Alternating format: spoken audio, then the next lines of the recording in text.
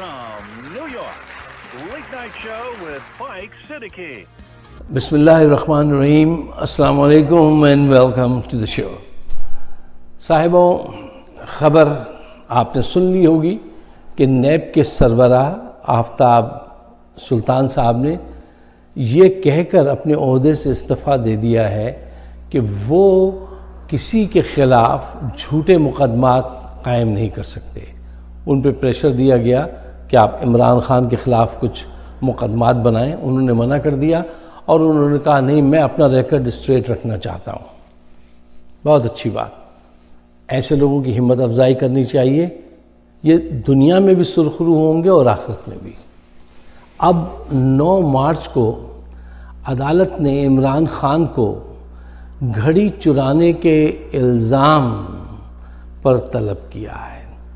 वो शख्स जिसने सारी ज़िंदगी क्रिकेट खेली, पैसे जमा किए, पैसे मांगे, 2-4 हॉस्पिटल बनाए, 2 यूनिवर्सिटीज़ बनाई, ठीक है ना, सारी ज़िंदगी लगा दी, उसने घड़ी चुराई। ये इस किस्म के मुकदमात इन्होंने उस पर कायम करवाए हैं। देखिए, कहते हैं कि अक्लमंद किसी ठोकर खाने वाले इंसान को देखकर समझ जाता है, बेवकूफ़ खुद ठोकर खाने के बाद समझता है। आपने देखा कि अदालत में जब इमरान ख़ान गए हैं तो उनके साथ कितनी बड़ी तादाद में लोग गए हैं और किस खुलूस के साथ गए हैं, किस मोहब्बत और जाँफिशानी के जज्बे के साथ गए हैं कि ज़रा सा कुछ होता तो वो इस पुलिस को चीर फाड़ देते हैं। इस जज्बे के साथ लोग उसके साथ मौजूद हैं, ये देख रहे हैं और ये नहीं समझ रहे हैं। यही वक्त होता है कि जब इंसान की आंखों के आगे पर्दा आ जाता है। देखिए, सच्चाई है इस बात में, मैं आपसे कहता हूँ, मैं खुल के आपसे कहता हूँ, मईशत आपकी तबाह है, हुकूमत आपकी नाकाम है, फौज आपकी बदनाम है। 10 माह से ये खेल में देख रहा हूं। देखिए, ये बात आप भी जानते हैं, मैं भी जानता हूं कि नून लीग क्या है, उसका मिशन क्या है, वो कैसे पैसे बनाते हैं, वो कैसे लूटते हैं, ये कल भी हमने डिस्कस किया था, ठीक है ना। अफसोस जो है वो इस बात का है कि इन्होंने अपने साथ फौज को ऐसा शरीक जुर्म किया है कि फौज की हमको है ज़रूरत। दरअसल अब फौज की इज्जत और एहतराम जो है वो अवाम में से तकरीबन ख़त्म हो चुका है और वो आज तक नवाज शरीफ का साथ दे रहे हैं और फौज में उन लोगों के लिए अरसा हयात तंग कर रहे हैं जो पाकिस्तान बचाना चाहते हैं, जो कहते हैं भाई इलेक्शन कराओ और आगे बढ़ो और हट जाओ सियासत से, ये हमारा काम नहीं है। उन पर ज़िंदगी तंग कर रहे हैं।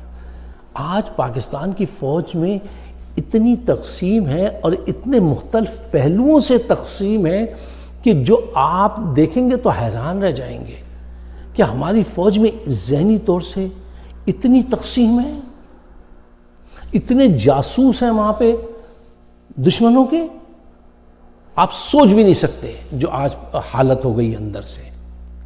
यही वो वक्त है, या तो कोई रिवोल्ट करेगा या खुदा जाने क्या अंजाम होगा। बहरहाल एक बहुत ही अच्छी फ़ौज का हमने हशर नशर किया है और ये जर्नैलों ने किया है।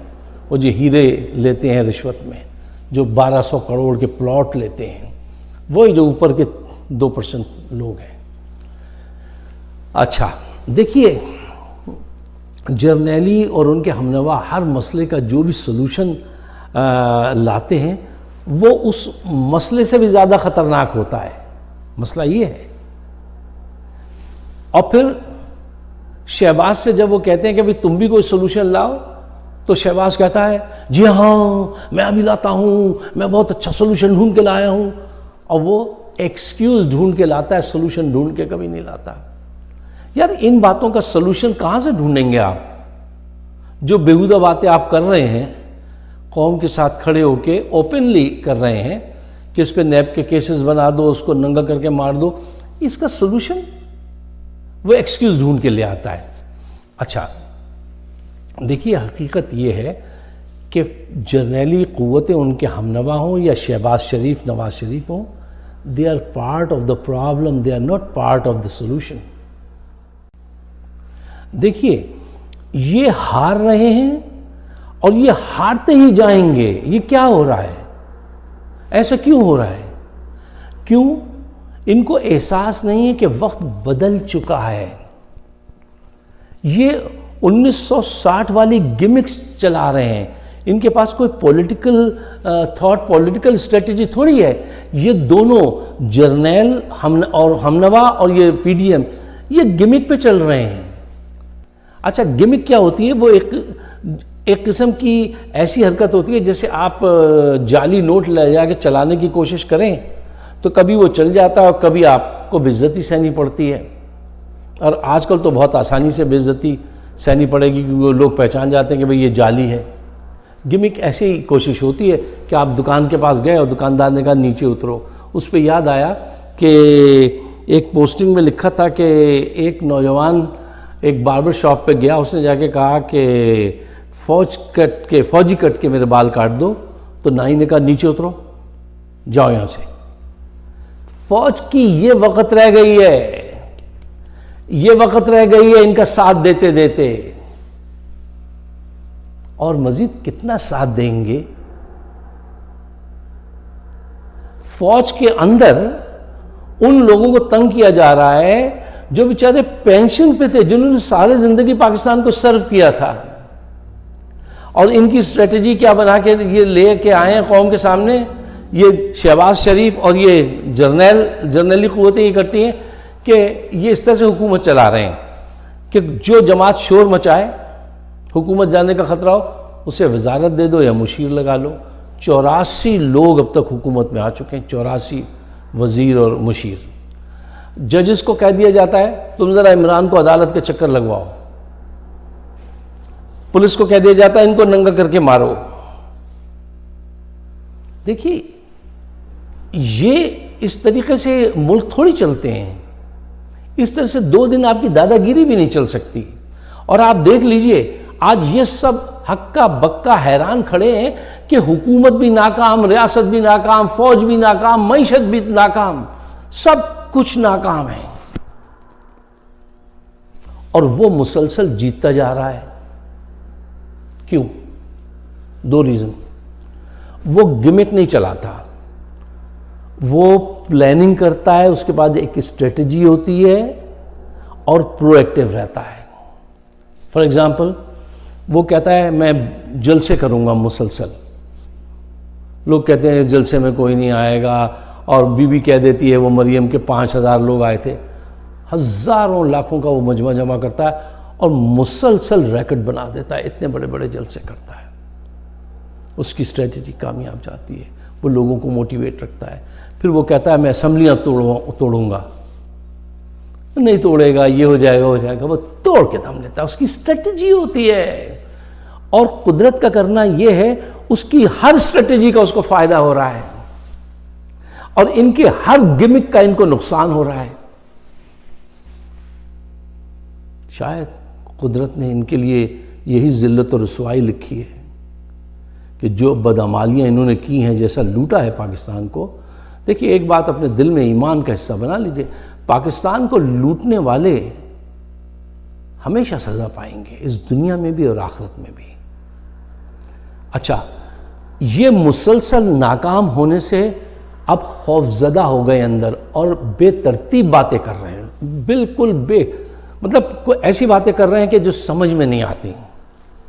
آخر میں ایک ان کا جوک سنتے جائیے بی بی کا. وہ فرما رہی تھیں مریم نواز کہ جب میں جیل میں بند تھی تو مجھ پہ اتنا ظلم ہوا, میں کبھی روئی نہیں, اور میں اپنے کپڑوں پہ جو استری کرتی تھی وہ فرائی پان کو گیس چولہے پہ رکھ کے گرم کر کے پھر اس پہ اپنے کپڑوں پہ استری کرتی تھی.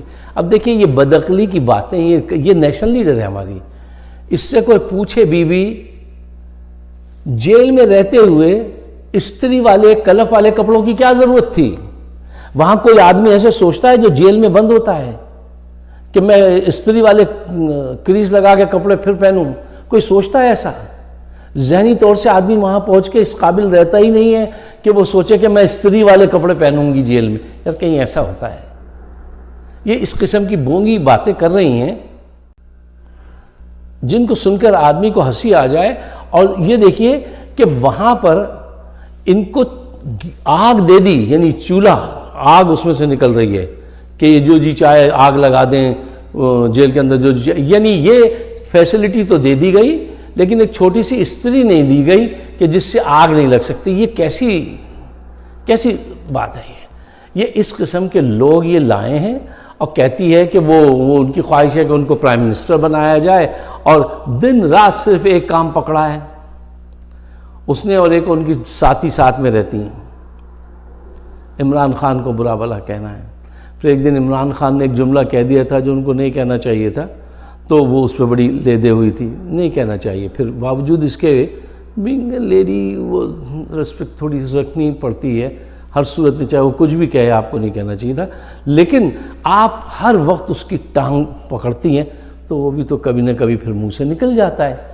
اب یہ جنرل صاحب ان کے ہمنوا کو سوچنا چاہیے، آپ کن لوگوں کے ساتھ کھڑے ہوئے ہیں حضور؟ آپ نے اپنی عزت پامال کرا لی. 10 ماہ سے آپ پاکستان کے امیج کو، یعنی فوج کے امیج کو جو ہے وہ تاراج کر رہے ہیں اور خاموش ہیں. ایسا کیا تحفہ دیا ہے، کیا وعدہ لیا ہے نواز شریف نے ان سے، عاصم منیر صاحب سے؟ یہ ایمان کا، سچائی کا ساتھ کیوں نہیں دیتے؟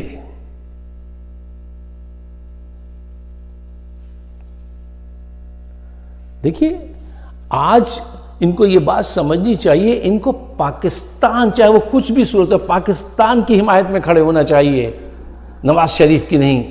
میجورٹی کے ساتھ کھڑا ہونا چاہیے. پاکستان کی میجورٹی عمران خان کے ساتھ کھڑی ہے. آپ کی بدنامی بہت ہو چکی ہے، اب ایک ہی طریقہ ہے اس کو ریورس کرنے کا. ایک صحیح اسٹریٹجی یہ ہوگی، آپ فیئر الیکشن کرا دیجئے، آپ کی عزت دوبارہ بحال ہو جائے گی انشاءاللہ. اور پھر جائیے اور جا کے اپنے ہمنوا سے سب سے کہیے، وہ کمپنی سے کہیے کہ بھئی یہ کام بند کرو، پاکستان کو آگے بڑھنے دو. یار تمہیں اتنا پیسہ تو ملتا ہے عیاشی کرنے کے لیے فوج کے اندر، وہ کافی ہے. اب مزید ان سے سیاستدانوں سے رابطے مت رکھو، اور یہ جھوٹ سے جو آگے روزانہ ملاتے ہیں نا، ہمارا سیاست سے کوئی تعلق نہیں ہے، اور فل سیاست چل رہی ہے. دیکھیے لوگوں کو آپ پاگل نہیں بنا سکتے. You can not fool all the people all the time. تو یہ نہیں چلے گا، نہیں چل رہا حضور، نہیں چل رہا. الیکشن کرائیں گے تو آپ کی عزت بحال ہوگی. ہم چاہتے ہیں کہ آپ کی عزت بحال ہو جائے یار، لیکن آپ کچھ کریں بھی تو صحیح. یا آپ کہیں گے شاہد خاقان پہ اب مقدمہ قائم کر دو، یہ خلاف جا رہا ہے، اس کو ننگا کر کے مار دو، اس کی بیوی کی اس کی ویڈیو بنا کے بھیج دو. یہ اسٹریٹجی ہے، یہ عقل ہے. ایسے قومیں آگے نہیں بڑھتی. کچھ خدا کا خوف کرو. یہ 2 دن کی زندگی ہے. اب ہماری آپ کے ایج کے جو لوگ ہیں ان کی تو 1 دن کی رہ گئی غالباً، کسی اور بھی بیل بچ جائے گی. چلیے بلاوا آ گیا ہے تو براہ مہربانی رحم کیجئے پاکستان پر، اس کو آگے بڑھنے دیجئے. ہر طرف ناکامی ہی تمہارے ارد گرد پھیلی ہوئی ہے. دوبارہ کہتا ہوں، سوچو، حکومت ناکام، فوج ناکام، ریاست ناکام، معیشت ناکام، اسٹریٹجی تمہاری تو ہے ہی نہیں، وہ گمک تمہارے ناکام ہیں. پوری انٹرنیشنل دنیا جو ہے، پوری دنیا تمہیں تھو تھو کر رہی ہے، ناکام مانتی ہے. اب تو بدل جاؤ. اگر آپ میرے خیالات سے اتفاق کرتے ہیں تو میں یہ آپ روز یہ پروگرام اس لیے کرتا ہوں کہ ہم یہ آج جو ہے کمیونیکیشن کا دور ہے، اسی کی جنگ ہے. آپ اس کو شیئر ضرور کیجئے گا اپنے دوستوں کے ساتھ اگر آپ کو میری بات صحیح لگتی ہے کہ ہاں یہ بات صحیح کہہ رہے ہیں، اور مجھے اپنے خیالات سے ضرور نوازیے گا.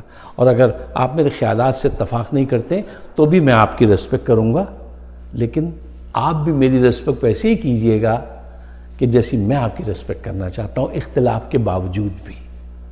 آپ سب کا بہت بہت شکریہ. شب بخیر. Good night. Good luck.